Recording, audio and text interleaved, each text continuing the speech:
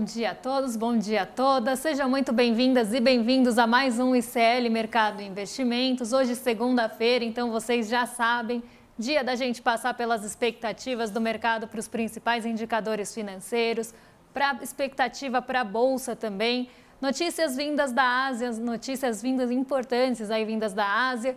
Vamos aí também passar por alguns assuntos de Brasil. Então, um dia bem recheado aí de coisas para a gente falar com vocês. Isso sem contar aí com a abertura dos mercados, fechamento dos mercados lá da Ásia também. Então, um dia bem repleto aí de indicadores. Mas antes de qualquer coisa, quero dar bom dia para o André, que está de volta aqui no estúdio com a gente. Bom dia, André, tudo bem? Bom dia, Débora. Bom dia a todos os nossos telespectadores. Acabou aí a minha aventura fluminense carioca, né? Estamos de volta aqui a São Paulo. E na segunda-feira, que é sempre o dia que a gente pergunta para o nosso amigo mercado o que ele está achando da economia, o que ele está achando da Bolsa. Então, tem bastante assunto aqui no Brasil. Temos um estudo muito interessante aí que explica um pouco a questão fiscal brasileira, feito pela professora Júlia Braga. Mas vamos começar então pela Ásia, então, Débora, justamente porque a gente tem então uma série de dados aí que foram colocados aí, que estão saindo na Ásia, mesmo com o mercado chinês fechado, né, feriado, uma feriado de uma semana lá, inclusive, né? Mas você tem coisas da Ásia importantes aí para dizer para a gente, não é isso? Exatamente, né? Não é porque foi feriado por lá e continua sendo, porque o feriado começou na sexta-feira e vai se estender até dia 7. Então, um feriado longo que vai manter a maioria dos mercados fechados lá na Ásia. Então, a gente tem alguns índices operando, como é o caso do Nikkei 225 no Japão e o TAIEX em Taiwan, mas a maioria dos mercados estão fechados. Então, o Xangai Composto não está com operação, a gente não tem operação na Coreia do Sul também. Então, um feriado aí bem extenso e bem estendido também em território asiático, mas não por isso os indicadores de lá não foram divulgados, né? Então, o primeiro ponto que trouxe até um sentimento, né, que a Ásia fosse engrenar hoje num movimento positivo foi a resolução ali da questão orçamentária dos Estados Unidos. Então, foi aprovado ali um projeto, né, que vai estender aquela situação orçamentária de evitar o shutdown por 45 dias. Shutdown seria ali a paralisação do governo dos Estados Unidos. Então, esse foi o primeiro ponto que começou a impulsionar a Ásia, mas não trouxe fôlego suficiente para alguns dos índices. Isso porque lá no Japão a gente também teve indicadores positivos de confiança ali do Tankan, né, que é uma pesquisa de confiança do Japão, ficou bem acima do esperado, né, avançou bastante inclusive, e também não trouxe fôlego para o Nikkei 225. Então, o Nikkei 225, mesmo com algumas notícias positivas, não conseguiu engrenar fôlego e fechou negativo hoje. Mas o TAIEX, que é o índice de Taiwan, foi ali o destaque entre os mercados abertos asiáticos. Ele subiu 1,24% hoje por uma notícia vinda da China. Então, hoje saíram os dados do PMI chinês, que a gente vai colocar aí na tela para vocês daqui a pouco, que mostrou ali que pela primeira vez em 6 meses a China voltou para o seu terreno positivo, né, de expansão, desculpa. Então, a China passou ali alguns meses com contração na atividade industrial e pela primeira vez em 6 meses ela vai para o território de expansão e ficou também acima do projetado. Isso trouxe um fôlego ali para o TAIEX e para as commodities pela manhã.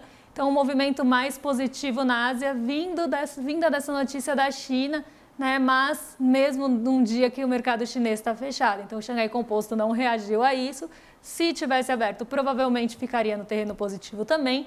Mas então a gente tem esse reflexo no TAIEX, que é o índice de Taiwan. Quando a gente olha o PMI chinês, e aí eu vou colocar aí na tela para vocês acompanharem aqui comigo, a gente vê que ele passou aí alguns meses, né, desde abril desse ano, no terreno de contração. E as pessoas sempre perguntam aqui, como é que funciona o PMI, né, porque eu sempre falo dele, então como é que funciona esse PMI, esse índice de gerente de compras, né, na tradução aí para o português, da indústria, dos serviços ou o composto. Quando ele mostra ali uma expansão, né, acima de 50, quer dizer que aquele setor está expandindo, ele está crescendo. E ele pode estar crescendo num ritmo mais longo ou ele pode estar crescendo num ritmo mais lento, né? Então, aqui um ritmo mais acelerado ou mais lento, desculpa.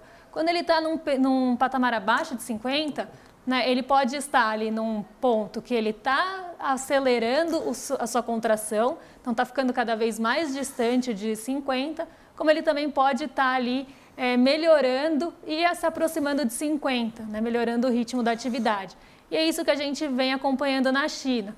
Então, quando a gente olha o índice de gerente de compras do setor industrial da China, a gente vê que em abril do ano passado, aqui para quem está vendo, né, o PMI da China, o medido mesmo é o branco, e a gente tem uma barrinha vermelha do lado que era a projeção.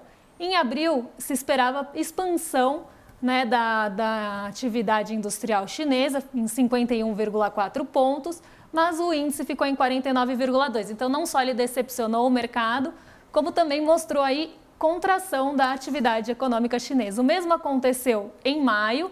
Em junho, o mercado já passou a esperar contração e um patamar bem próximo aí do que realmente foi medido, então 49 na projeção e 49 na medição mesmo. No mês de julho, o PMI começa a diminuir a sua distância ali do patamar de 50, então começa a mostrar uma contração menor, né? E aí a gente vê o PMI até acima um pouquinho do esperado, em 49,3 contra 49,2 de projeção. Em agosto, esse índice também acelera, então a gente vê que ele está saindo mesmo da contração, chega a 49,7 contra 49,4 de projeção. E nesse mês agora de setembro, o índice de atividade industrial chinesa chegou a 50,2 contra 50 de projeção. Então, não só ele surpreendeu o mercado na sua projeção, como também ficou aí no terreno de expansão. Então, isso mostra ali que o setor industrial, né, a manufatura, a indústria chinesa, está voltando a se expandir, está voltando a crescer, né, e também crescer acima do projetado. Então, isso pode trazer um fôlego para as commodities, já trouxe pela manhã, mas pode trazer um fôlego pelas commodities aí na manhã de hoje, André. Então, é um ponto para a gente ficar de olho na nossa bolsa aí da abertura. E palavra commodity, né, vai voltar aqui bastante no nosso noticiário, porque tem muita coisa para falar sobre commodity. A gente sabe, inclusive, do peso, né, que as commodities têm para a economia brasileira, para a própria bolsa brasileira. Então, essa divulgação aí do PMI chinês acima do esperado, e inclusive em expansão, né, é uma boa notícia aí, inclusive para a nossa economia interna, né? Exatamente. Então, vamos agora então, já que a gente já começou a falar, tocar do Brasilzão, Débora, vamos falar um pouco então aí do nosso relatório Focus, saber aí como o pessoal da Faria Lima passou seu fim de semana, se eles tiveram uma situação um pouco melhor, tal. Então vamos ver então, a gente está agora falando das notícias aqui, inclusive a notícia que para vocês entenderem tudo que a Débora falou aí nessa fala inicial dela, né, que é o resumo das aberturas de mercado aí, mas vamos para a próxima notícia já que a gente vai falar aqui do relatório Focus e entender aqui como a nossa Faria Lima aí passou o fim de semana. E Débora, parece que a Faria Lima aí não teve uma semana muito agitada não, viu? Não passou um fim de semana muito agitado não, né? Eu acho que também pela falta de indicadores que a gente teve na semana passada ali de maior relevância em relação a algum indicador de crescimento ou, né, a gente não teve nenhuma pesquisa, as pesquisas começam a ser divulgadas aí durante essa semana, então acho que a Faria Lima ficou mais tranquila, André, né, em relação, porque ela ficou acomodada, ficou estável, né, nada novo sob o relatório Focus. Nada novo, temos até aqui o gráfico, aqui a arte que a gente montou para vocês verem, né, ó. Teve duas mudanças. Uma em relação ao IPCA do ano que vem, né, que subiu de 3,86 para 3,87, então nenhuma mudança. Para esse ano continua a mesma expectativa de 4,86. O que estava mudando muito, variando muito, era o PIB, a variação para esse ano, por causa da surpresa ainda relacionada ao PIB do segundo trimestre, então você teve uma aceleração que saiu próximo de 2% até quase 3%, né? Parece que agora acomodou, então deve se manter assim, na ausência de novas fontes, para o ano que vem continua 1,5%. A Selic já está dada, né? Nosso querido Bob Field já falou que vai ser meio ponto percentual em toda a reunião, então se ele falou, é dado, né? Então vai cair em 11,75 e 9 para até o ano que vem. E o câmbio teve uma leve mudança para o ano que vem. Para esse ano também não teve mudança nenhuma. Então, Débora, o mercado aí não teve grandes sensações, mudanças. Acho que ele ficou quietinho, vendo o seu streaming preferido em casa. Não ficou muito agitado esse fim de semana, não. E assim, né, também mudar ali centavos no dólar do ano que vem, né? Dólar é uma medida tão volátil, tão difícil de prever, né? Um indicador tão difícil aí de ser previsto. Mudar centavos para o ano que vem ainda é algo que está muito distante, pode mudar muito, né? Inclusive para esse ano pode ter alguma mudança, porque o dólar ele normalmente, tá? Só para vocês entenderem, na projeção do Focus fica muito perto ou da negociação de dólar futuro ou da negociação do dólar spot, que é o dólar à vista, né? O dólar do dia. Então, normalmente, o mercado tende a acompanhar muito essa média entre o que está sendo negociado e o que está sendo negociado no mercado futuro, porque realmente é uma medida aí muito difícil de se prever. Então, a gente vê quase esse acompanhamento do dólar. Então, mudar centavos para o ano que vem ainda é algo que está muito distante, André. Exatamente. Não é algo que traga tanta relevância para o Focus. Exatamente, né? E a gente até deu um spoiler aqui, porque a gente vai falar agora do termômetro da Bolsa, né? E aquele gráfico que a gente tinha mostrado anteriormente é justamente o gráfico que a gente vai mostrar agora, né? O gráfico que vai mostrar o termômetro da nossa Bolsa de Valores, porque além de saber o que o mercado está achando da economia brasileira, também tem que ouvir o que o mercado está achando de si mesmo, nessa reflexão.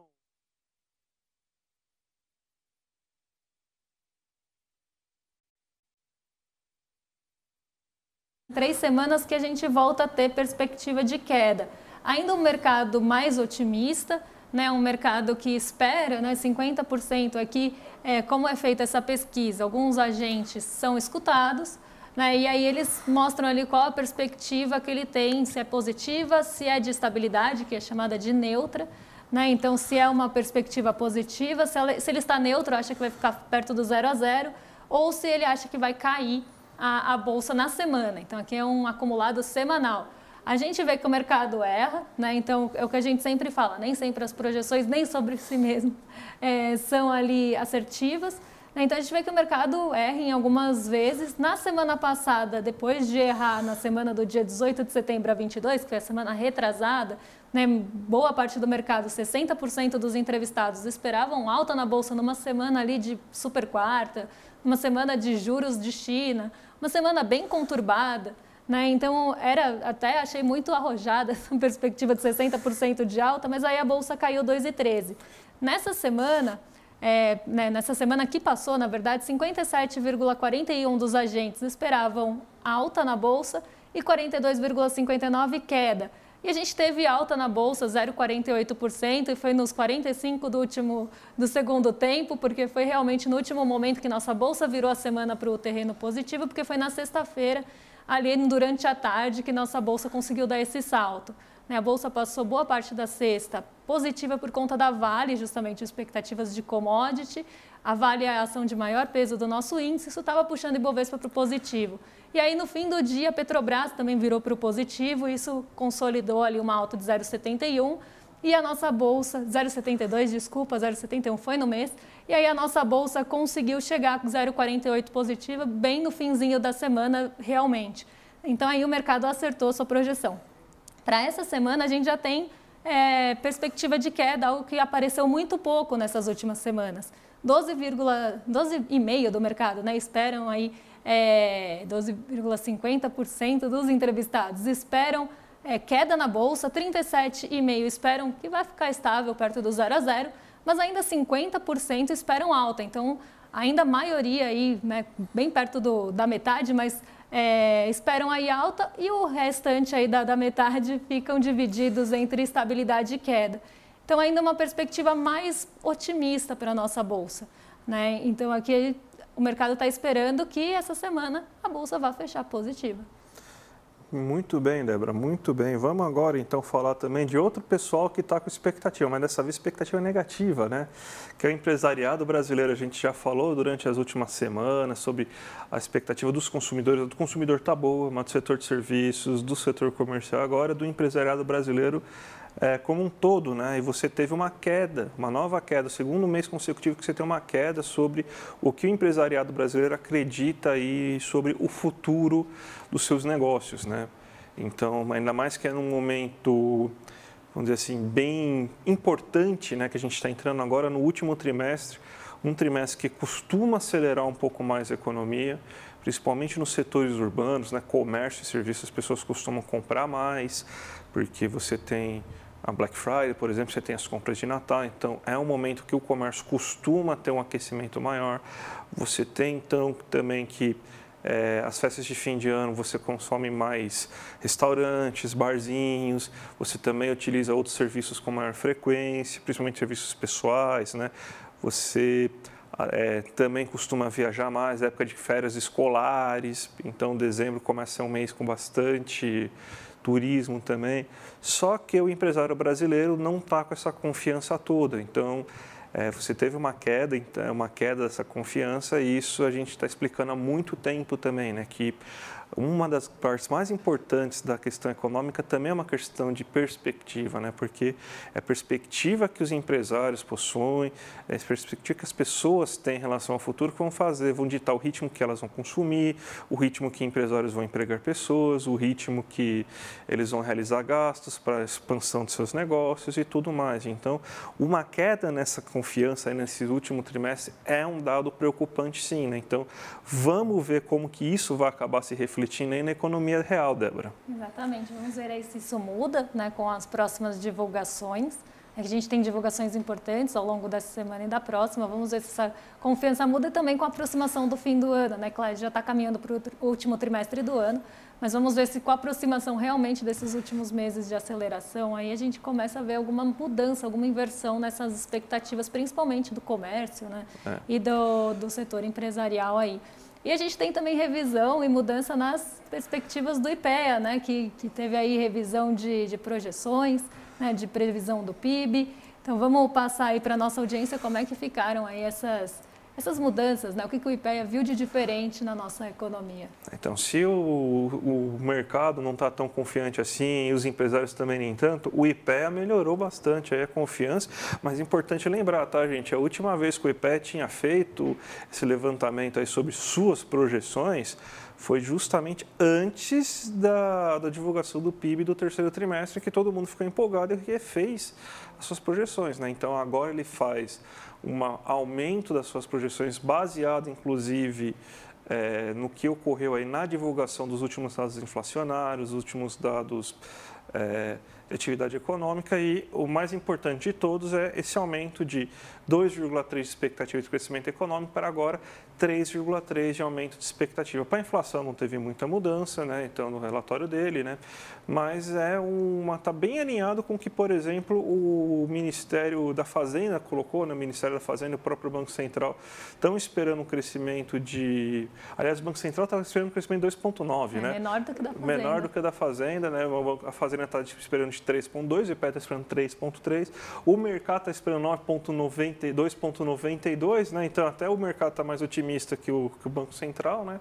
Mas é uma mudança importante, né? Então, mais uma revisão aí, provavelmente a gente vai ter alguma coisa nesse meio do caminho aí, entre o que está sendo previsto, o IPEA, a Fazenda e o Banco Central, né? Então vamos ver onde se aproxima mais, mas já dá para a gente confirmar pelo menos aí que muito possivelmente, com vamos dizer assim, uns 80% de chance, que a gente vai ter um resultado bem expressivo do PIB desse ano, né, Débora? Bem próximo talvez de 3, aí no meio do caminho realmente entre os dois, né? E vamos ver se tem alguma mudança, a gente tem alguma mudança no Focus, aí vamos ver na semana que vem, depois da divulgação do IPEA.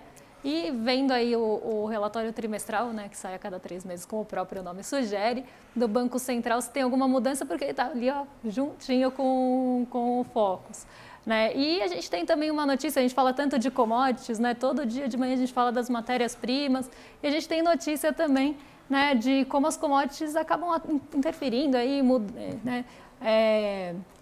Interagindo, não, afetando, essa era a palavra, gente. Uhum. Afetando a nossa arrecadação, né? Então, a gente teve aqui, foi até um fio que eu puxei, pedi para colocar lá um fio do X, né, antigo Twitter, né? Que eu pedi para colocar lá no nosso site, aí que a professora economista Júlia Braga, que faz parte do IPEA, inclusive a gente acabou de falar do IPEA, hoje é uma pesquisadora do IPEA também, é professora da Federal Fluminense, e ela deu uma explicada, né? Ela é uma pessoa que trabalha bastante com macroeconomia, né? Então, a gente simplesmente ela deu uma explicada, né? A gente mostrou aqui a nossa notícia. É justamente esse Twitter aí que a gente colocou em forma de notícia, né? Então, o que a gente fez aqui foi isso, né? Então, ela mostra uma importância muito grande que as commodities têm em relação ao PIB brasileiro. Porque sempre que você tem um ciclo de aumento das commodities, aumenta o nível de arrecadação. Por quê? Algumas situações ímpares aqui no Brasil. Muitos setores muito importantes em relação à nossa economia, que quando cresce, por exemplo, setores de serviços e tudo mais, eles não são tão tributados, eles têm muitas isenções fiscais. Quem não tem isenções fiscais é justamente o setor de commodities, mineração, petróleo e tudo mais.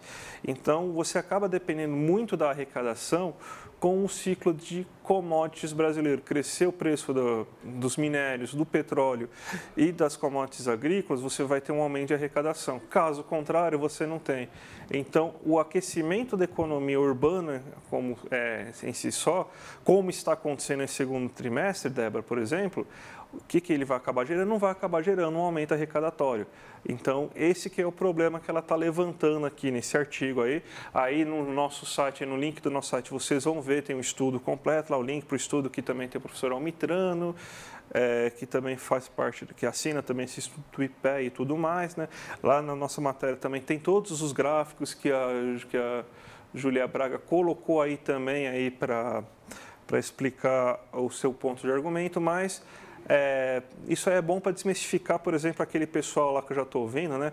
Que tem algumas teorias interessantes aí que você até pessoal oficialmente já está falando, né, Débora? Primeiro que é a famosa curva de Laffer, né? Que todo mundo fala esse negócio, mas ninguém sabe o que é.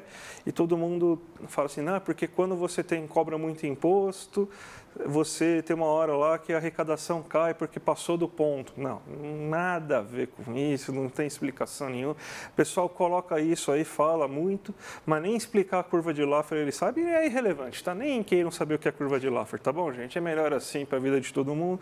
E outra que o IBGE está manipulando os dados, aí muito obrigado à grande mídia que fez esse desserviço aí para a economia brasileira, que descreditou um economista tão importante quanto o Márcio Portman e todo mundo da Unicamp, inclusive eu, né? Então, você tem esse pessoal começando a desacreditar em dado oficial do IPE, graças à choradeira que teve aí, porque não tinha um liberal de mercado, né, na frente do IPE. Então, mas aqui a matéria é para vocês entenderem certinho como que funciona, né, como que aconteceu a arrecadação tributária e por que você está tendo uma queda agora. A gente falando de China, né, se tiver um aumento do preço das commodities, que nem está sendo esperado, a arrecadação tributária vai aumentar e pode ajudar bastante, inclusive, a chegar no déficit zero aí que o Haddad está querendo, Débora. Exatamente. E a gente sabe o esforço que a China está fazendo, né, André? E todo mundo está em casa, para tentar alavancar a sua economia depois de todo aquele período que ela ficou, né, inclusive fechada por conta da política de Covid-0. Então, desde que ela reabriu, aí não está medindo esforços mesmo, está impulsionando o setor imobiliário, está tentando impulsionar o mercado financeiro, está ali agindo em todos os pontos para tentar alavancar esse crescimento. A gente sabe que também isso não é de uma hora para outra, mas isso mexe com as expectativas, principalmente do mercado futuro de commodities.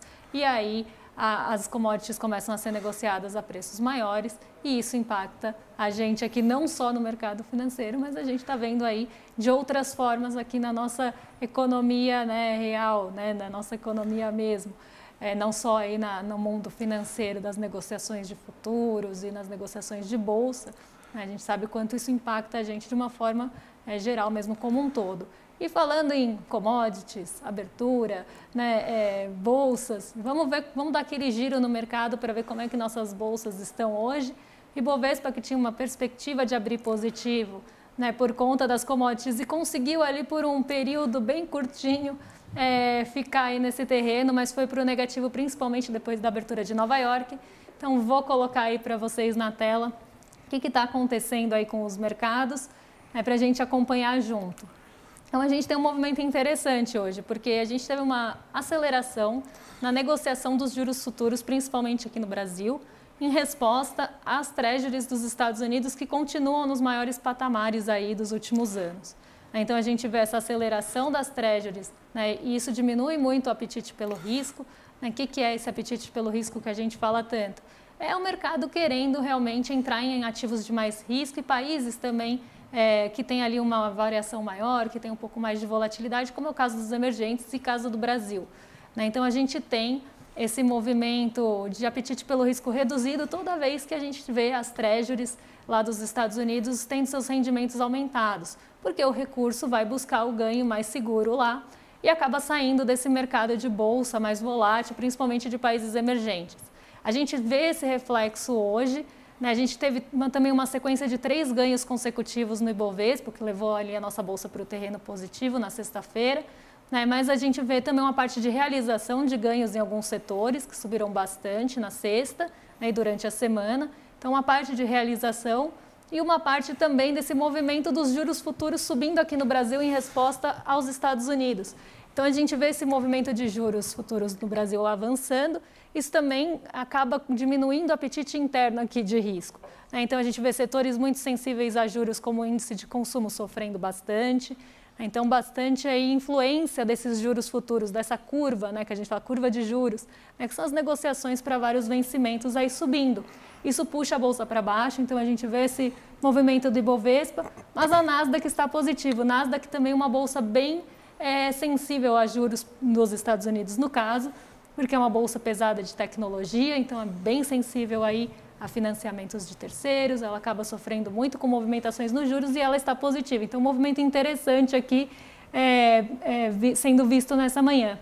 O S&P 500 está em queda, então aqui acompanhando os outros índices lá estadunidenses, como o caso do Dow Jones, que também estava operando em queda logo pela manhã. O EWZ, que é a nossa bolsa em dólar, também cai hoje, então acompanha bem o mercado, aí o desempenho da nossa bolsa aqui. Nikkei 225, como eu falei, fechou negativa hoje.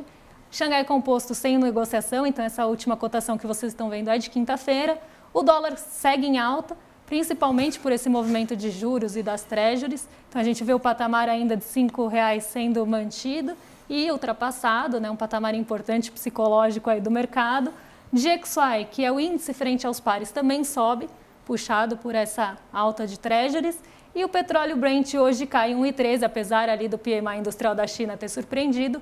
O petróleo opera aí perto dos $91 por barril. Então isso também acaba influenciando aqui as ações da Petrobras e outras ações aí de companhias ligadas ao petróleo aqui do Brasil. A gente fala da Petrobras porque ela é o segundo maior peso do índice, né, individualmente.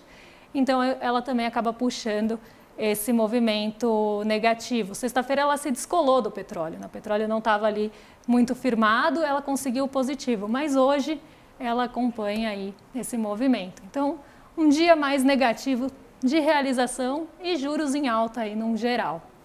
Perfeito então, Débora. Então, vamos começar já a se despedir aí da nossa audiência, né? Mas sempre lembrando também que a gente tem alguns recados para dar e tem novidades, gente. Olha aí, dia 10 de outubro vai ter o seminário aí com o Eduardo Moreira, 3 regras para investir com resultado. Então, sabe tudo aí que a gente fica falando aqui, bolsa sobe, bolsa desce e tudo mais? Aí o Eduardo Moreira, que é um especialista, né, do assunto, né? Ele vai falar e a gente provavelmente vai participar também do evento, né? Então, ele vai explicar para vocês, tintim por tintim aí, como que você vai, então, investir com resultado. Então, para você não sofrer com essas quedas de bolsa, com essas oscilações e tudo mais, então vai ser a super aula aí que ele vai dar no dia 10 de outubro, a partir das 8 horas da noite, então. Então você vai conseguir entender com muito mais clareza esse funcionamento desse monstrão aí que a gente chama aí de mercado financeiro. O link está aqui embaixo já, né? edu1.com.br/mercado. Então já se inscreve que vai ter o sininho lá, o sininho toca no YouTube e vocês já estão preparados lá e vocês vão ser avisados aí para quando começar a aula. E também temos que lembrar que vocês têm que seguir aí o dia aí junto com o ICL, né? Porque às 6 horas da tarde a gente tem o ICL Notícias 2 com a nossa dupla de Chicos, né? Chico Sá e Chico Pinheiro, e também com a Gabi Varela. E além disso a gente tem também o Sinapse com a Robertinha Garcia e também com o César Calerron. Então, até às 8h30 da noite a gente tem programação, então fiquem com a gente aí, não desliguem, continuem conosco aí, gente. E tem novidade, viu, André? Acabei de ser avisada aqui pela Voz da Consciência que às 11 horas agora, depois que a gente terminar aqui, tem a exclusiva da Elo Vilela com o Juliano do PSOL. Então, entrevista aí só para o ICL, logo aqui depois da gente, dando sequência. Então aqui, novidade para vocês, então em primeira mão aí, fiquem com a gente, continuem aqui, que vai ter essa entrevista exclusiva aí da Elo. Então, novidade aí, coisa boa, depois da gente aqui, então nem precisa desligar, pode ficar aí no link. E parece que também tem bastante coisa aí, vai ter, amanhã tem surpresa também, não vamos adiantar nada, né, mas tem uma surpresa amanhã, logo depois aí da nossa aula, do mesmo jeito que foi a surpresa aí da entrevista aí da Elo Vilela junto com o ex-presidente agora, né, que teve a eleição ontem, né, não sei como que funciona, mas com Juliano Medeiros, que representou o pessoal por tanto tempo, né, então temos bastante novidade, né, gente, então fiquem ligados aí que tem bastante coisa, a série está cada dia expandindo mais, né? Vamos ver então que provavelmente nas próximas semanas também algumas coisas novas. Então, gente, eu acho que a gente pode se despedir aí então, agora aí de vocês, né? É um grande abraço para todo mundo e até a próxima, gente. Olá, eu sou o professor Ladislau Dobor, sou professor de Economia da PUC, consultor de várias agências da ONU, e eu gravei um curso sobre desenvolvimento local e participação comunitária, sistemas participativos. Pense um pouco, a economia do Brasil, 5.570 municípios, isso não se resolve apenas de decisões em Brasília de maneira centralizada. Como organizar esse sistema participativo a partir do local, essa é a proposta. Os aguardo no curso aqui no ICL, se inscrevam, vale a pena. Olá pessoal, meu nome é Dênia, eu sou a professora do curso de Hatha Yoga e eu vim aqui para falar um pouquinho sobre o nosso curso, todos os benefícios da prática. Então a gente tem benefícios tanto no corpo físico, se você tem alguma dor, alguma doença, venha que você vai se sentir bem, o processo de transformação vai assim lentamente, mas vai aliviando as suas dores. Ou se você está passando por alguma dificuldade, né, mental, um trabalho mais do emocional, como ansiedade ou depressão, a prática alivia os sintomas. Então acessem aqui e participem do curso. Oi, meu nome é Jorge Mário Jauregui, sou arquiteto urbanista e no meu curso Megacidades e o Espaço no Mundo Contemporâneo vocês vão encontrar uma abordagem do socioespacial nas dimensões econômica, ambiental e urbana. E o curso está disponível aqui no ICL.